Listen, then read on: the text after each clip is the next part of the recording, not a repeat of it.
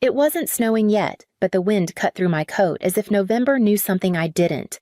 I had one hand on Ella's shoulder, the other balancing the casserole dish I'd made from scratch the night before. Jake was 2 steps behind us, carrying the pumpkin pie with both hands like a sacred object. We rang the doorbell. No one answered. After a minute, I let myself in through the back door, same as I had since I was old enough to reach the handle. The kitchen smelled like sage turkey skin and the cinnamon glaze Dad always added to the ham. It should have felt like coming home. But no one looked up. My mother stood at the counter folding cloth napkins into sharp triangles. Her hair was shorter than I remembered, her smile absent. She glanced at the kids, then turned back to her napkins as if they were the only things she could control. My father was by the living room window swirling his bourbon like he was waiting for someone more important to arrive. Ryan, my younger brother, was already half a drinking feet on Dad's recliner arguing loudly about football with Uncle Dean. Same as always. His wife Jenna perched on the armrest beside him, her laugh light and constant like she was trying out for something. I cleared my throat. Happy Thanksgiving. Jake set the pie on the counter with both hands. We brought dessert. No one replied right away. It was Rachel, my sister, 4 years younger and always diplomatic, who finally said, "Hey, Lise. Sorry, we weren't sure if you were still coming." I blinked. "You invited me." Rachel shrugged, smile brittle. "Well, Ryan said maybe you'd changed plans. It's been busy." Ella tugged gently at my sleeve. "Where do we sit, Mommy?" I looked toward the dining room. 12 chairs, napkins folded, name cards handwritten in Jenna's loopy script. 12 plates, 1 long table. I counted again. No kids' table, no high chairs, no folding chairs pulled from the garage like every other year. Just 12. Rachel followed my gaze and cleared her throat. "We figured the kids could eat in the den. There's pizza and a movie. It'll be more fun for them." Jake didn't say anything, but he'd already seen enough. No one asked how we were doing. No one asked how the new apartment was coming along or if I needed help with Ella's school stuff. I wasn't expecting much, but I had expected something. I looked around that room, my childhood home, my parents, my siblings, and for the first time it hit me I had arrived as a guest one they weren't sure they'd invited. Ella's hand stayed in mine. I didn't squeeze back. Not yet. I helped the kids settle in the den. Pizza paper plates, 1 fuzzy blanket for 2 little laps.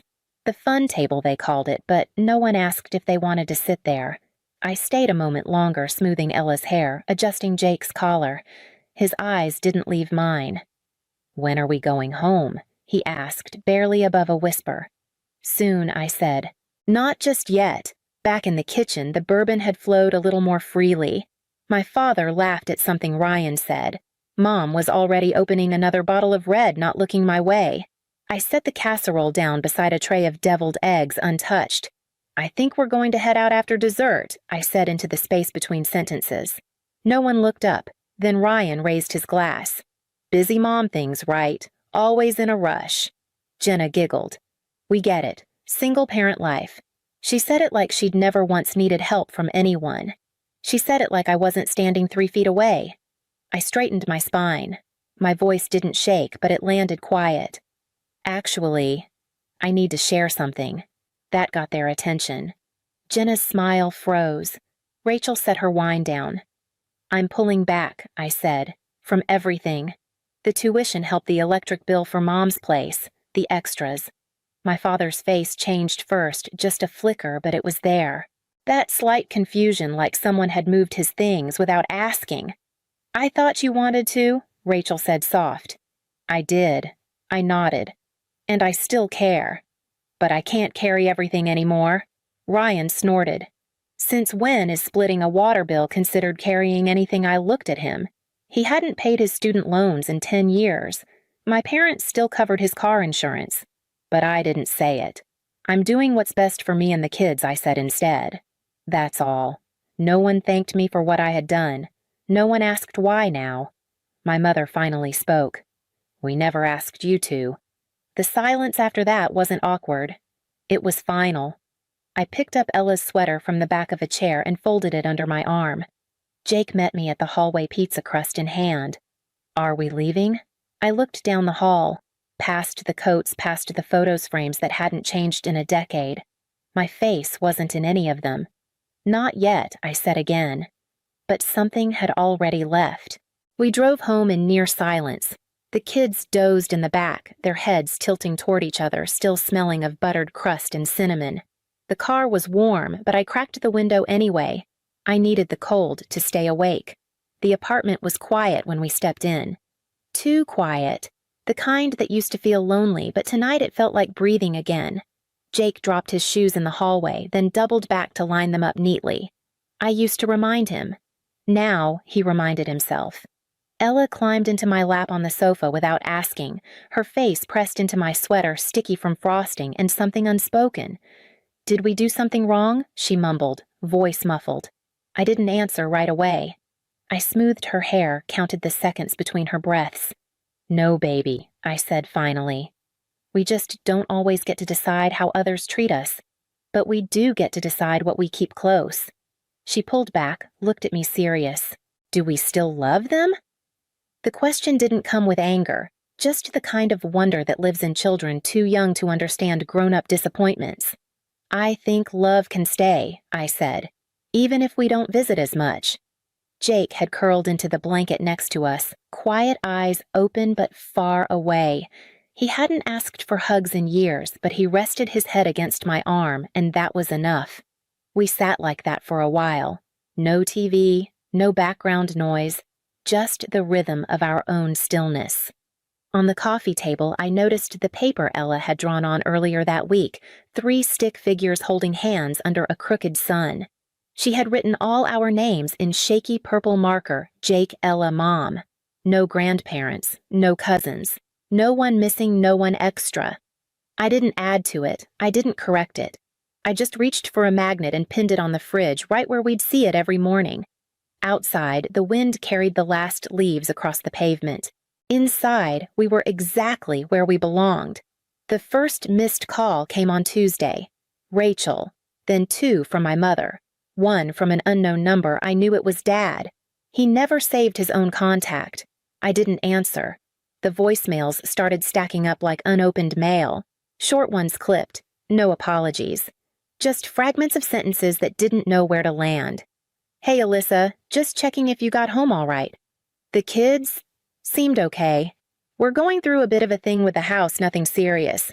Just, would be good to talk. Your father says hello." By Friday, Jenna had sent me a message through Instagram. Not even a text. "Hey, just a heads up, Ryan's in some trouble. Might be good for the family to meet.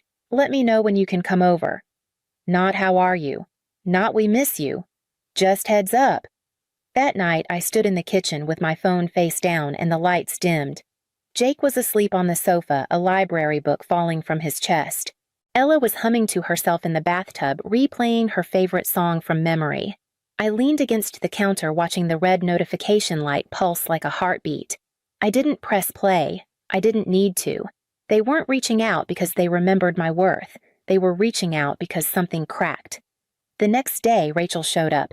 She didn't call ahead, just knocked holding a paper bag of donuts like we were still in college, like this was still Saturday morning brunch before the world got complicated. She looked tired. Lipstick undone, eyes darting. "Can I come in?" she asked. I stepped aside. She didn't sit right away, just hovered by the counter fiddling with a mug that didn't need washing. "It's Ryan," she said. "He might have, okay. He did something stupid. And now Mom and Dad are, well, not in a great place either." I waited. She glanced at me careful. "They could really use your help sorting this out." There it was. Not "can we talk?" Not "we're sorry." Just the unspoken math of "you fix things." But I wasn't holding that job anymore. "I'm glad you came," I said gently. "I really am." Her shoulders lifted hope briefly. "But I don't think I'm the one they should call." Rachel didn't argue. Just stared at the mug, then nodded like something had finally settled. Before she left, she looked around the apartment once more. "You really made this place feel like home." I didn't tell her the kids had done most of that work. I didn't hear anything for 6 days. Then the emails started. Not to me, Jake's school. Ella's daycare. Both had emergency contacts listed under my parents. Both flagged for failed payments. Next came a call from my old bank manager. I still had alerts set up from when I handled Dad's mortgage during his surgery years ago. "Just a courtesy heads up," she said. "Your father added someone new to the account last month. There's been activity." Activity. That's how they say someone pulled out $19,000 in 2 weeks. The someone was Ryan. Apparently, he had borrowed against the house, then used Dad's credit line to cover a failed business venture, some crypto-flavored disaster with no paperwork, no plan, just confidence and charm. And now the walls were closing in. Mom texted a full paragraph. Not angry, just scattered. "If you have any bandwidth, we could use help negotiating with the bank. You always had a way with words. They listen to you more than they ever do us. No mention of Thanksgiving. No mention of the casserole I carried like peace. Just, we need you." I stared at the message a long time. The next day, Rachel sent a photo. It was the front porch of the house, paint chipped. A foreclosure notice taped to the door like a scarlet letter. She didn't write a caption. She didn't need to. That night, Jake heard me moving dishes louder than I meant to. He wandered in, rubbing sleep from his eyes. "They're in trouble, huh?" he asked. I hesitated, then nodded. "Yeah, they are." He looked down at the floor toes curling against the cold tile. "Are we going to help them?" I knelt beside him, one hand on his back. "We're going to do what's best for us. That's what I promised." He leaned into me, small and warm and trusting. In the past, I would have been halfway across town already. Laptop open, crisis plan, typed bank calls on hold. But I stayed right there on the kitchen floor, holding my son and watching the tea kettle steam. They had built a house of glass around Ryan, convinced the sun rose and set in his hands, and now that it cracked, they wanted me to fix it. But I had stopped bringing glue to a place I was never invited to sit. Rachel called again on a Sunday morning, this time earlier than usual. I was folding laundry, the sun barely up. The kids were still asleep. Her voice was flat. No preamble. They might lose the house this week. I paused with one of Jake's shirts in my hand, the one with the faded rocket ship. "What do you want me to do, Rach?" She didn't answer right away. Finally, just, "Come by. Talk to them. Maybe they'll listen if you're there." I almost smiled, not because it was funny, because it was familiar. She kept talking. "They don't need money. They need help negotiating. Your calm voice, your logic." My calm voice, my logic. All the things they dismissed as overbearing, cold, too calculating until now. I told her I'd think about it. That evening she showed up. Again, without warning. This time she didn't bring donuts, just her presence and a folder. Inside statements, letters, a handwritten note from Mom that looked more like a grocery list than a plea. "I'm just the messenger," she said quickly.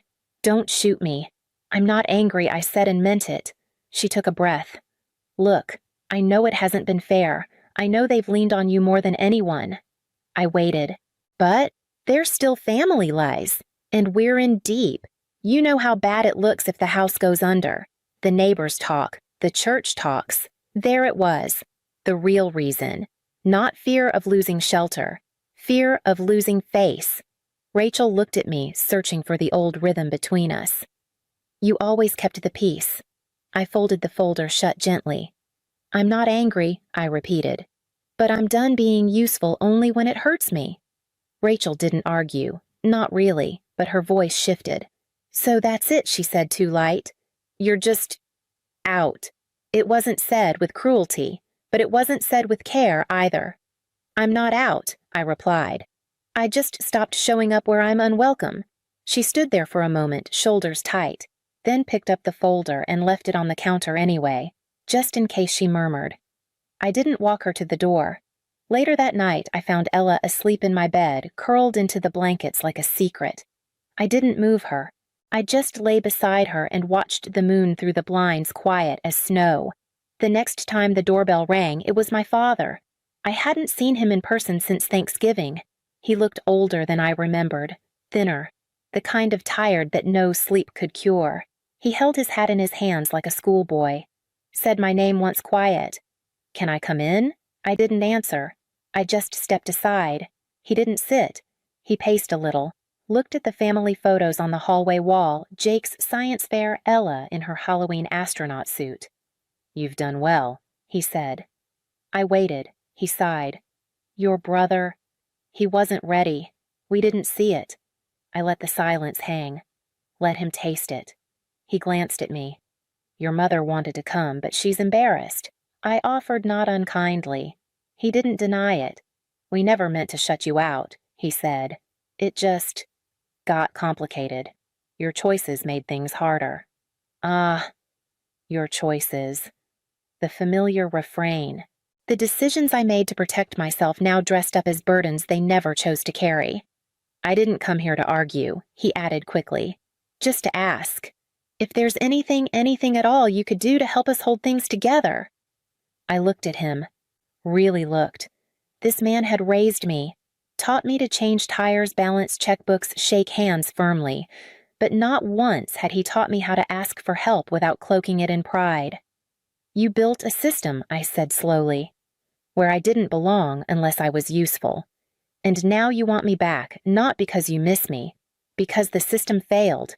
He opened his mouth, closed it. I stepped closer, not to comfort, but to be clear. "I was there," I said. "Every holiday, every bill, every meltdown. You just didn't see me." He didn't speak. "I was there," I repeated. "You just saw easier when I was gone." The silence that followed was different than all the others. He didn't try to fill it. When he finally left, he didn't take the folder Rachel left behind. He didn't say goodbye. Just nodded and closed the door behind him. I stood there for a while. Then I turned off the porch light. Winter came quiet that year. The holidays passed with fewer calls. No invitations, no forwarded group texts. The silence wasn't harsh, it was deliberate. I didn't decorate much. Just a few lights around the window and a small tree Jake and Ella picked out themselves. Plastic ornaments, paper stars they made at school. It was enough. One morning, just after New Year's, I opened the mailbox and found a letter. Handwritten. No return address. It was from my mother. 4 pages. Dense cursive. Not quite an apology. Not quite anything. Mostly memories, vague regrets, and one line that stood out. "We didn't mean to hurt you. We just didn't know where you fit anymore." I folded the letter back into its envelope and placed it in the drawer beside the scissors and spare batteries. I didn't throw it away. I just didn't read it again. A week later, Jake asked if we could finally change the hallway wall. "What do you mean?" I asked. He pointed at the old photos. The ones from years ago, school plays, birthdays, a few of me with my siblings, when we still thought growing up meant growing together. We could make it just us now, he said. So we did. We took every frame down, wiped the dust, and started over. Alyssa, Jake, Ella, park picnics, library awards, Halloween astronauts. One photo showed the 3 of us on the couch, arms tangled, laughing at something only we knew. That one I printed large. I placed it in the hallway centered. No caption, no extra names. Just us. A few days later, Rachel texted. The house sold. Dad and Mom moved in with Ryan for now. It's a mess, but maybe it's better this way. I didn't respond. There was nothing left to clarify. That night after the kids went to sleep, I made tea and sat by the window. The porch light was still off. I watched the street stay quiet. I watched nothing happen. And for the first time in years, I didn't brace for the next knock. I didn't explain myself. I didn't leave a forwarding address. If you've ever had to rebuild your story without telling anyone why, just leave a light off.